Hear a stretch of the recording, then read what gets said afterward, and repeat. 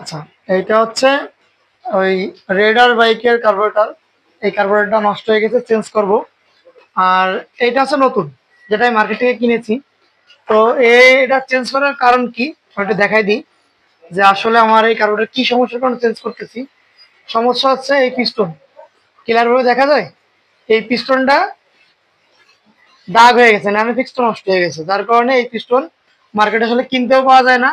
Bike throttle দিলে দম দেয়, আর দম দিলে তো আসলে বাইক চালানো যায় না, তেল কম বেশি খাই।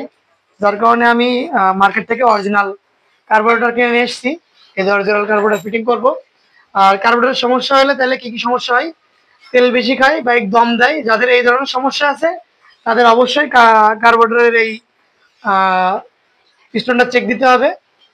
সবাই খেয়াল রাখবো যে পিস্টন যদি নষ্ট হয়ে যায় তাহলে কিন্তু এই পিস্টন পাওয়া যায় না মার্কেটে, বর্তমানে এখনো আসেনি। যার কারণে নতুন কার্বোরেটর লাগানোটাই বেস্ট। আর নতুন কার্বোরেটর লাগাইলে মাইলেজটা ভালো পাওয়া যাবে, আর অন্য কোনো সমস্যা থাকবে না। তো আজকে এই পর্যন্ত।